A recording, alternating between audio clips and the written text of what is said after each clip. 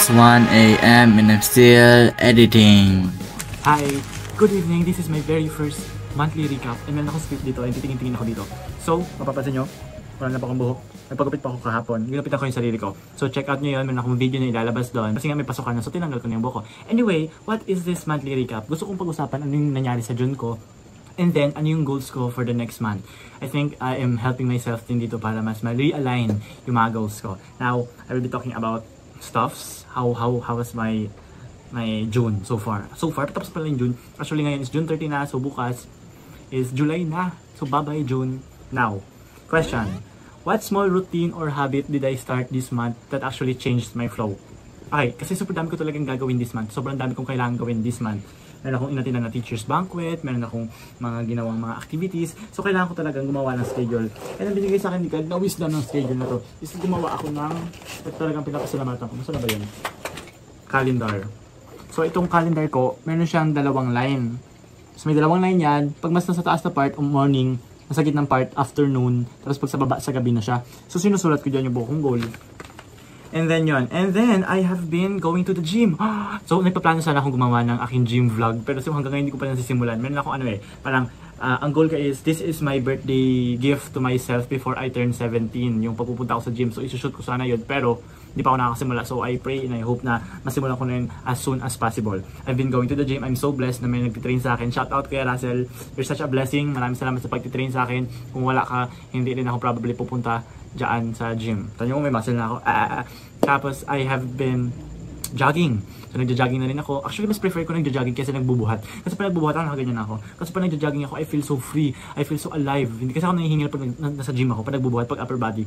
Nangihingal ako and pinapagpawisan talaga ako pag lower body. Pag legs, nag-squat ako ng mga 25 kilos pa lang ako, nag-squat ako. So, super fun siya and I didn't thought na at a young age, makakapunta na ako ng gym. Marami nagsasabi na huwag daw mag-gym dahil sa mga ganitong reasons, and then research din naman ako, and okay lang naman yung wala mang problema sa pagpunta sa gym. Depende sa ni-research mo, depende sa sinabi sa'yo ng mga tao, yun yung research mo, yun yung tignan mo, anong sinabi online, wag lang isa, magtingin ka pa sa marami, magtanong ka sa mga professional, and then after nun, okay, then proceed sa ano yung dapat better na gawin. I've been going to the gym, I've been eating less, yes, nagda-diet ako. Yes, nagda-diet ako kasi gusto kong mag-diet, kasi kaya ko, and gusto ko siyang gawin. Now, I have been moving more. Kagaya nga ng sinabi ko, I have been moving more. Now, yun yung mas small routine. And other routine pa na ginagawa ko is pag-content creation. So, yun. That is the small routine or habit that I start this month that actually changed my flow. I tried posting content every day. Kahit hindi na ako nakaka-post araw-araw ng content mismo, ng mga videos mismo. Mostly, mga stories na sa Instagram, mga ganun, mga updates na nangyayari sa buhay ko. And I think through that, I am helping myself na mas maging confident online. So, yun yung ginagawa. And meron akong tiny checklist na chine-checkan ko araw-araw. So, ito siya. Tiny checklist siya. So, nakasulat dito is mga goals ko for the day. Ayan. Ayan. So, ito yung date. Tapos, ito nasa taas baliktad, no? Ito yung date. Tapos, nasa taas yung mga gagawin ko. Halimbawa, ito, devotion. Simula nung ginawa ko to hanggang ngayon, nagdi-devotion pa rin ako. Praise God. Tapos, fasting, diet. And then, toothbrush, body care. Yun, lotion. Dalawang sabon na ginagamit ko ngayon. Isang Dr. Wong S na pang moisturizer, and then isang Dove, tapos lotion, tapos sunscreen. Grabe si bro. Tapos nag-gym ako, nagre-rest, writing stories, and then reading my book. Nagbabasa ako ng libro. May binabasa akong libro, very nice siya spiritually. Ang tinatanong dito is what if yung iniisip natin, napakita sa harap ng mga kakilala natin, di ba? Magiging confident ba tayo? Mahihiya tayo ng sobra. So by reading this, I am learning more about God and what He desires. And it is helping me live more of a Christ-like life. So nagkakaroon ako ng checklist ngayon. Ang goal ko nga sana magbasa ako ng libro every day hanggang magbasa na ako ng libro instead of scrolling my phone. Now, yun nga. And then additionally, there's this time sa church na ang galing nung nagturo, ang tinuro niya kasi di ba ang tinuturo sa church namin is ang Ten Commandments. Tapos naabutan ko din doon yung Sabbath. So tinuturo doon yung Sabbath, tapos sinabi doon na, kasi imagine niyo to the laws, hindi lang siya ginawa para like do's and don'ts, pero manual din kasi siya. Di ba, halimbawa merong isang gamit, laptop or machine. Diba? Hindi mo naman siya papakilaman ng sarili mo. Hindi mo siya magagamit ng maayos to its fullest potential kung hindi mo susundin kung paano yung design. So itong 10 commandments, I perceive this as parang mga instructions on how to live a better life. And sometimes we often oversee na yung hindi natin napapansin yung doing a Sabbath.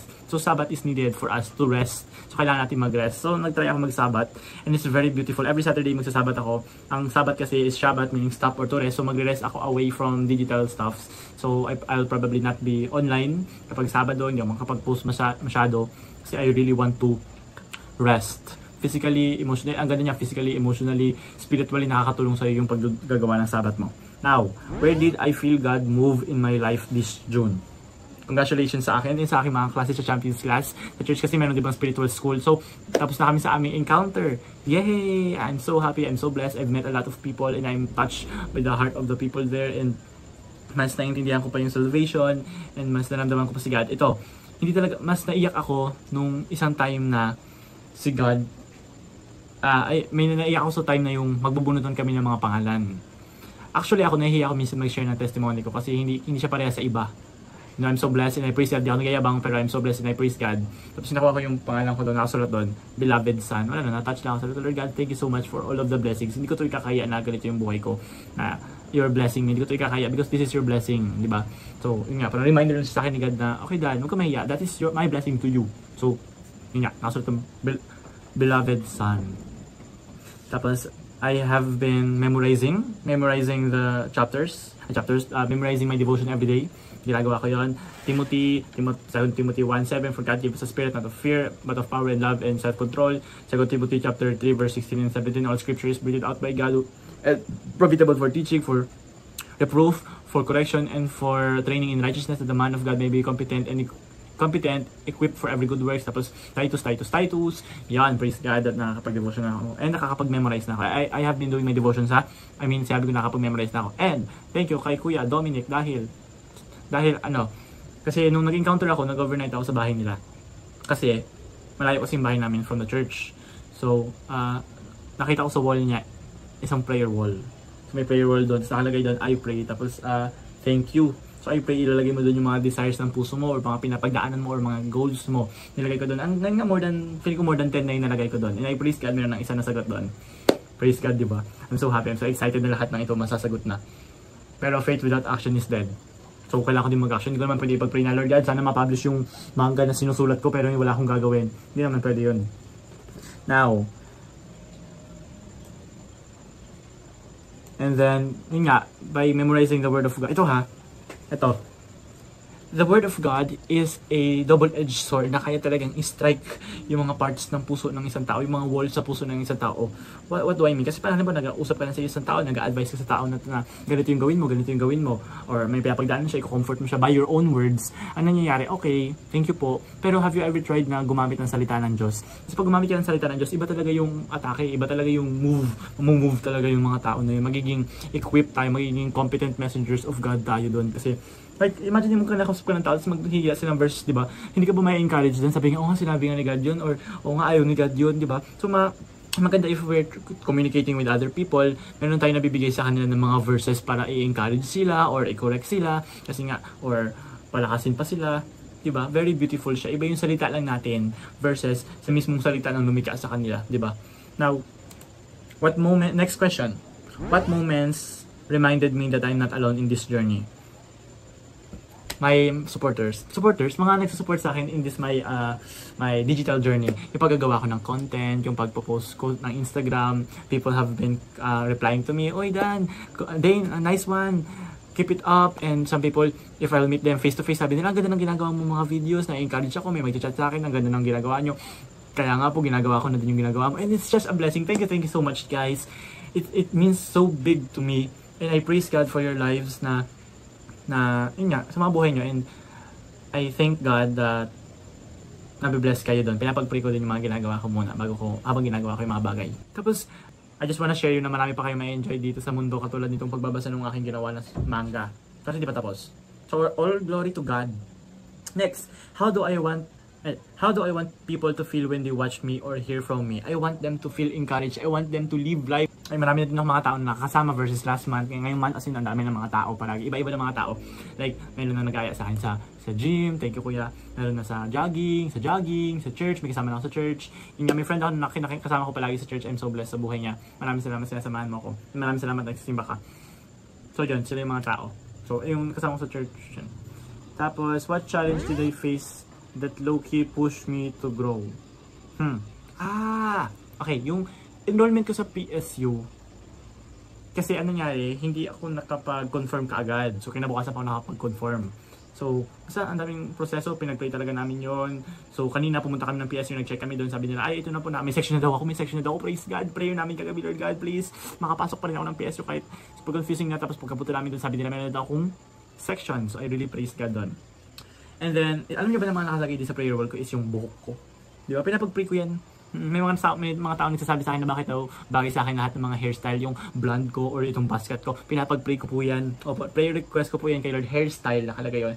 Hairstyle, June 2025. Pinapag-pray ko po yan. Di ba? Now, what did I do this month that brought me closer to the person I want to become? Yung digital influencer ko. I think by doing that, yun nga, nasa-strengthen yung it is bringing me closer to the person that I want to become. And going to the gym, di ba?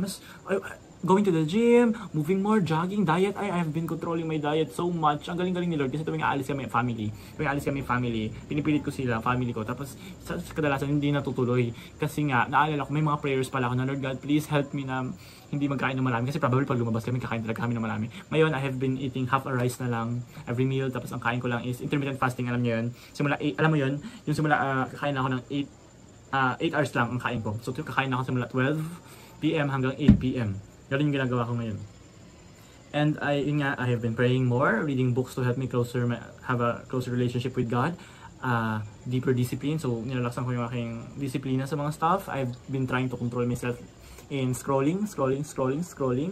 And then, devotion. Sabi ko na ba yun? Attending church, tithes, I'm living life. I praise God. I'm so happy. Everything is beautiful and I really praise God sa June na dumaan. I praise God sa June na dumaan. Now, looking ahead. So, next part naman na tayo, looking ahead. So, future focus. Ano yung mga goals ko this July? So, I'm literally filming this mga 2 hours na lang mag-July na. 2 hours na lang mag-July na. Ano yung mga focus ko ng July? So, gusto ko ito i-share sa iyo bilang aking friend. Gusto ko ito i-share sa iyo kasi nga, I want you to be part of this journey na meron ako. What kind of energy do I want to bring into July? I want to be that extroverted person online. I want to be iconic and a superstar, di ba? Like, yun yung goal ko. Ayoko lang na maging sa gilid lang. I want to be iconic. Hindi man maingay, hindi na goal na maingay, pero pag tumingin ka, wow, who is that person? Grabe niya ka, sharp looking, grabe niya ka iconic, very creative. So, ganun yung energy na gusto ko madala in this new month. What's the thing I must stop doing to grow? Doom scrolling. Kailangan ko mag-stop ng doom scrolling. Yun ang kailangan kong i-stop para mag-grow. Kasi if I will stop my doom scrolling, I will be able to focus more on my craft. Diba? Makakapagsulat ako ng kwento na sinusulat ko more.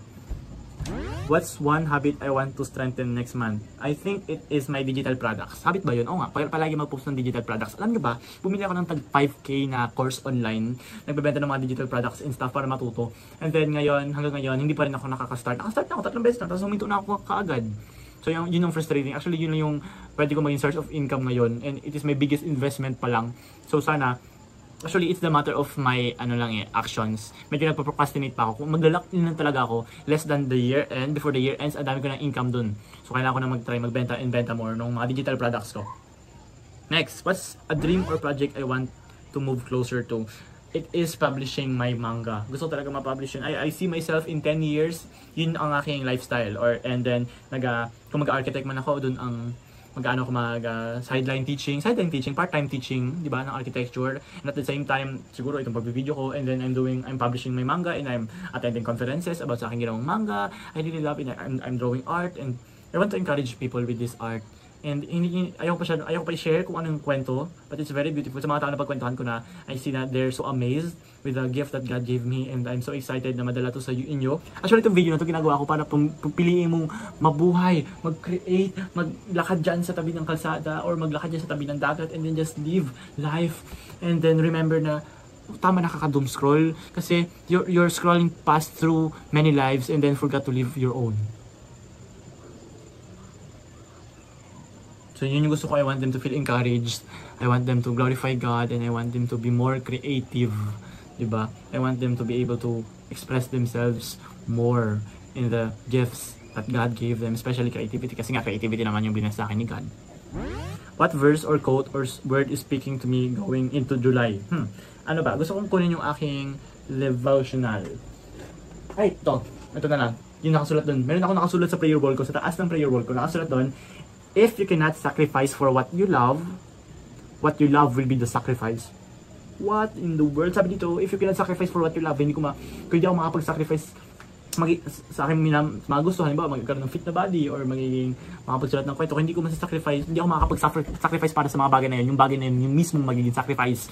Kung hindi ko masasacrifice yung aking doom scrolling, yung aking pagkain ng sobrang maraming mga uncontrolled na pagkain and unhealthy na mga pagkain, yung aking mga goals, yung magiging sacrifice. So yun yung quote ko. Next question. What kind of person am I becoming, and am I proud of that? Yes, I am becoming iconic. I am becoming memorable. Memorable. I am becoming memorable. I am becoming confident, and I am not becoming someone who procrastinates all the time. I'm doing what I said I will do, and I'm happy, and I'm so blessed, and I'm so excited in how will God bring me towards sa mga mangyayari sa buhay ko, paano niya ako i-carry.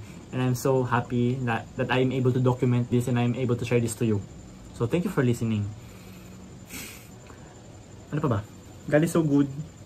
I am proud of what I am becoming. I am proud of the process na nangyayari. I am proud of the decisions that I am doing. And I give all the glory to God na hinelp niya ako na piliin yung mga bagay na ito.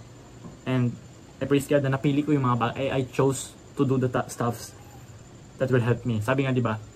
Kasi ito yung, actually, ito talaga pinapanghawakan ko. You always live in the future.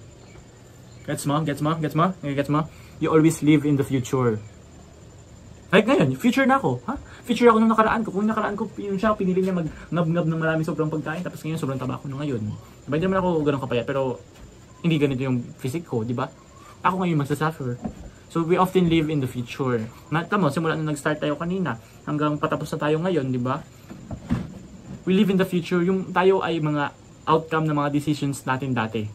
So, decide now sa mga bagay na magiging maganda para sa future mo. Kasi eventually, that future will be you. Di ba? That future will be you. So, decide the things na yung mga ginagawa mo ngayon should help them. Because yung ginagawa mo ngayon will help only the past. Kung nagigets nyo? Yung mga ginagawa mo ngayon na pansarili will only help the past kung nasa future ka na. Halimbawa ako dati, kung yung ginagawa ng sarili ko na version na yon is pansarili niya lang, ngayon, natutulungan niya ba ako? Hindi. Anong ginagawa niya, di ba? Like, they are not helping the future, which is the present ngayon. So always know that you are living in the future. You are, kinalabasan ka ng mga past mo. It doesn't mean na dapat malungkot ka sobra. It means na there is still hope na eventually darating din ang kinabukasan, darating din yun sila. And then your decision now either will be helping the past and will pull you down, or will help the future, which is you now. What? Agad nun. Either you will be decide either the past, which is you, will be pulling you down, or you will decide what will help the future version of you. I want to say, God bless you, my friend. I think this is such a blessing na you're listening. Thank you so much. Thank you so much. May God bless you. Good night.